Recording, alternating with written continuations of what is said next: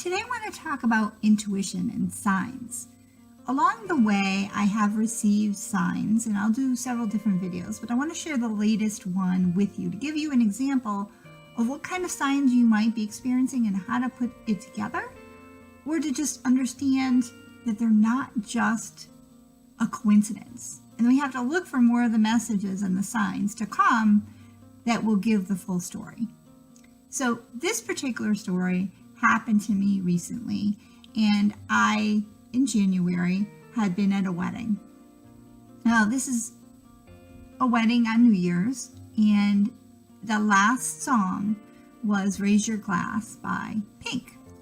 And so I was really feeling the mood of change and where my life was going to go now that I was letting go of abuse, and I had been healing through the whole process of getting the divorce, which took quite a while, and continued to do so. I was taking my courses in helping people with narcissistic abuse. And in that moment, I felt really, really good. Like I was feeling more myself than I had in a really long time. And so later on the New Year's Day, I decided I was going to look up Pink on YouTube. And normally I didn't look up people to listen to music on YouTube. I was old fashioned. I listened to the CDs or whatever, but somehow I was called to look up the song again and listen to it. So even though I had it on a CD, so I look it up on my phone, and what pops up first is that there is a concert going on and that she's coming in the area. Not only is she coming to the area, it would be the next state over, the tour is called Beautiful Trauma. And the date in which she's coming is my ex's birthday. Now, normally there were concerts that came around that time frame on a regular basis, and I always picked concerts that would be something that he would enjoy. So I would buy those tickets and I'd go to those concerts. And all of a sudden, I realized this is perfect. How could it get better sign than that? The name of the title. I'm letting go of the trauma. I'm healing from the traumas in my life. I'm getting rid of the CPTSD. I had already worked on the post-traumatic stress I had dealt with from a dog attack years ago. So I felt like I was in a good place, and it just made sense to me. How could it not? I wasn't looking for it. On top of that, it showed up for me when I was least expecting it, and they're on sale right now. Now, I had tried the year before, and I couldn't afford it. The prices I just couldn't afford, and it was selling out before I could even do it. So that fell through. But now I can do it. And so I did it. I ordered the tickets. So a couple months go by, and I go to print them out, and I realize I bought them from a reseller. And so of course I panic and think, am I being conned again? Because of abuse, you tend to think, am I being conned and tricked? And I was like, no, but my gut told me to buy these tickets. And I felt it differently because I did tune in deep and think, am I thinking this with my logical mind?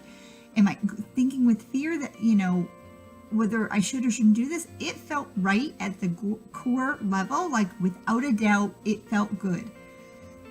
So I did follow up and called the place that the tickets were originally purchased, and that was a real person, and the seat numbers were right and all that. I looked up on how people con people and what to look for in tickets, and I decided, you know what, I'm tuning inward and it still feels good, so I'm going to follow through. But I kept having this underlying fear of, what if it's not? I'm afraid to get too excited about it. But with a friend, she was very kind and said, whatever happens, happens. Let's go for it. So we leave, and we jump on the train.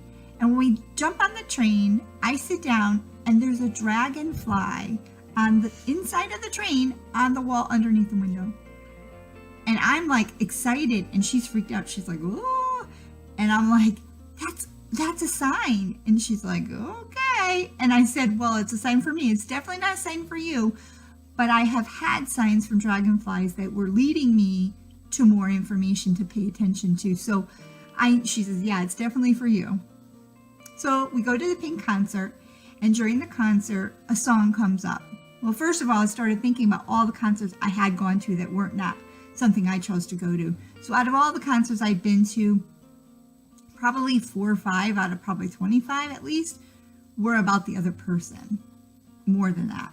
So this time I'm like, I'm staying in tune with, I'm here. I can't believe I'm sitting in this seat right now. And she played the song, What About Us? Which was a song that played on the radio as I would quarantine myself to the room because I didn't want to deal with my ex. So I cried so many tears to that song. And it just called to me the words in that song. Like, what about all the other promises? What about what the promise of our marriage was? What about, us, and you just threw this away with everything that you've done to me? And it made me very emotional through the process of hearing it on a regular basis on Top 10 played all over again. Tears were flowing down my face and they wouldn't stop. And I let them come. And I remember feeling what it felt like to be me in that pain. And now these are tears of appreciation and joy that I have come so far from where I used to be. I've learned so much, and my intuition was right.